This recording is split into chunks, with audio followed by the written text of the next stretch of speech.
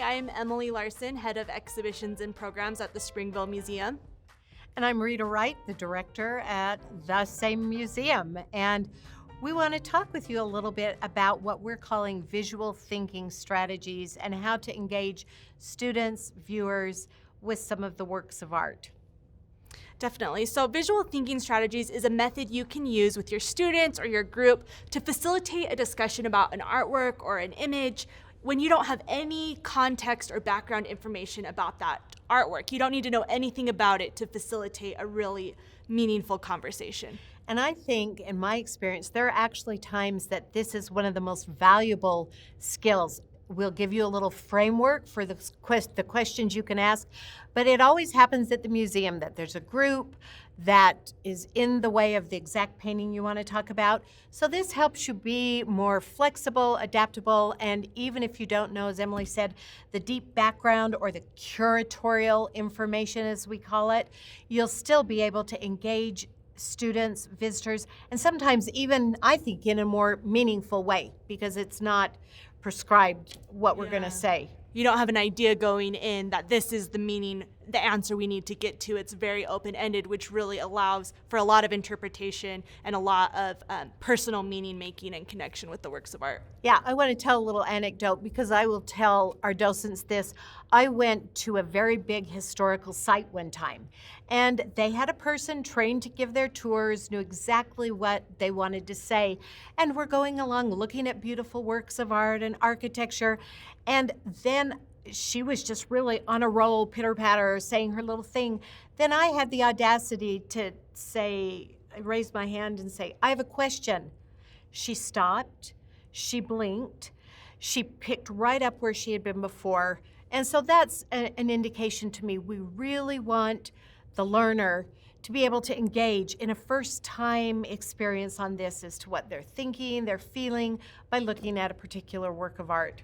Yeah, it's really important to not have your prescribed lecture and to allow for a lot of different reactions and responses to the works you'll be discussing. And a good first question, if you're using this visual thinking strategies technique, is what's going on here? And really have the students or your visitors look really closely at the artwork you're studying and ask them what's going on here. Have them make sense of the things that they're perceiving visually. And it kind of becomes a little detective work. Many of them watch these shows on TV. This is a chance for them to go around the painting to try to discover little clues or evidences to what's going on. And it becomes a really great looking exercise to do it for that intent of getting into the work a little more closely.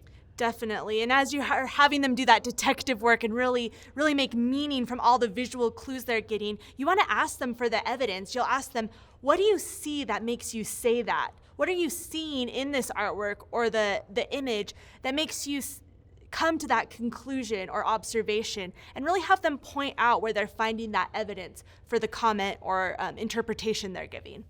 And those will really be clues for you as to where you go from that point on. Suppose they're looking at a young woman reading a book, and as they look around the painting, and you'll say, what gives you the idea that she's sad? If someone had said, she looks really sad, what gives you the idea that's sad? Well, she's kind of looking down, and the room is kind of dark, and you can see over here that there's a handkerchief, maybe she's been crying.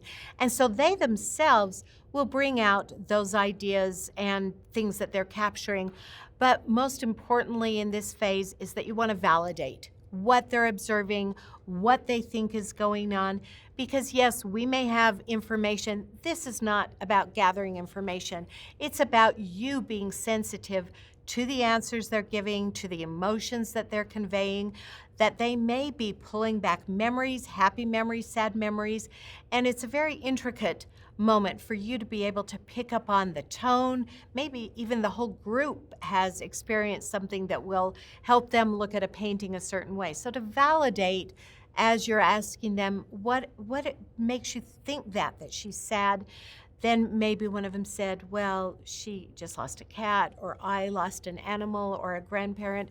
And so you want to be a wise custodian of those emotions, very respectful, I think, to the things that come up. And then again, with our framework here of, first of all, what's going on in this painting? What do you see that's the evidence that might be going on?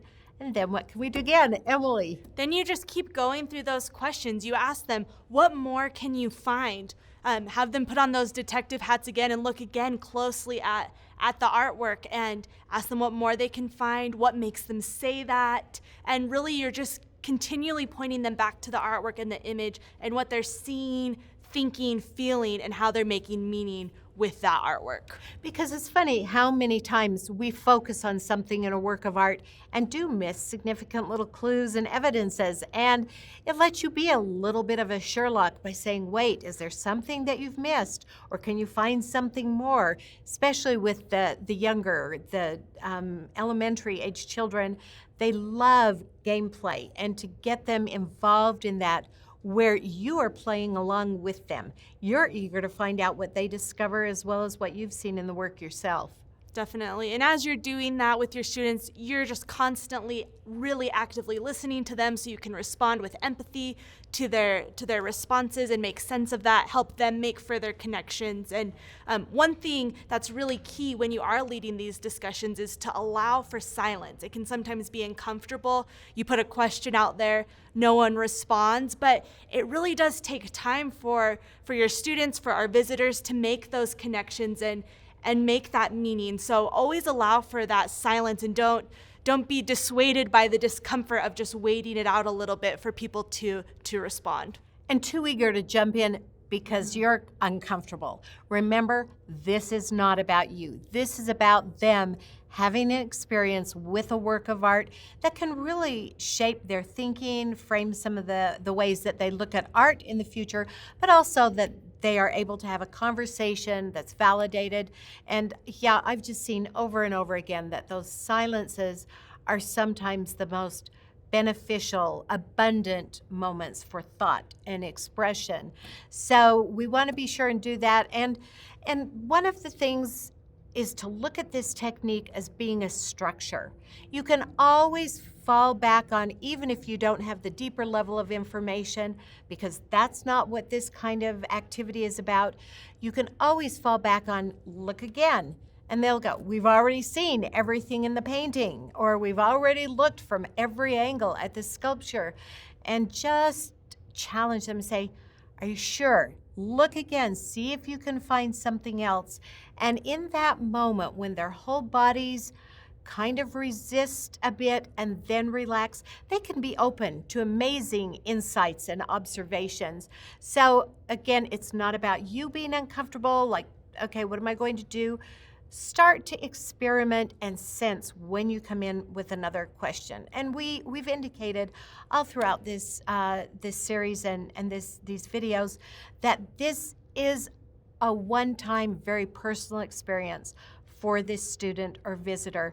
Each one should be different. And if you're the facilitator and you're not having a new experience, then you're not being tuned in enough to them, to what they're thinking or feeling. So remember, it's not about you, it's about them. And the rich abundance and the exchange you'll have, there will actually be moments as their teacher or facilitator or parent that you will learn something about them that you may not have known before, just because art has that power to engage in a very different way as they respond to that physical presence. And online, it's still going to be much the same kinds of questionings you'll do, but that, again, it is about them. It's about their owning that experience. Definitely. And because there's so many unique individuals and they all respond to art in different ways, it's good to give them different options to respond. So you'll want to be facilitating this big group discussion, but during that you might give some times where they're responding in pairs or small groups where students or visitors might feel more comfortable sharing. You might give them time at the end or to a specific question to respond in writing or with a sketch or drawing, so that people who don't feel as comfortable speaking up in a big group can still respond with their reflections and their meaning making. And their emotions, their faces, and maybe their body. And if you're in a space, say you're watching this in your living room, and you've got room for them to say, How does your body respond to this? So you engage different senses, move your arm or make kind of do a shadow copy of what's going on in the painting. Is it girls holding arms? Is it workers in a factory?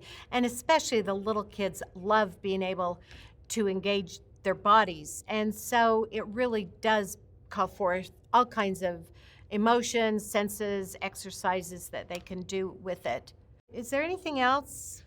Maybe we'll just remind everyone of the 3 questions you can ask and use and just repeat to facilitate this discussion. So the first one is, what's going on in this picture? The second one is, what do you see that makes you say that? Asking them for evidence. And then 3, what more can you find? And encouraging them to look again and look more closely. And it will become more natural the more you do it, the more you practice it.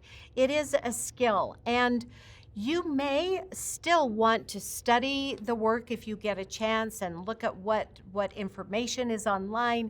I always think that Wikipedia has many of the artworks we look at. If you want to be armed with some of that information, that if the question comes up from someone, you do have some of that, but that's not the main purpose of this. It's not a download of lots of information and to get them to know who the artist was and what year was this made and what kind of porcelain is in this, all those things that you can see on the label. But this is about the personal response to it. And even if none of that information gets covered within this framework and this particular exercise, it's about making those personal connections. Definitely. So thanks.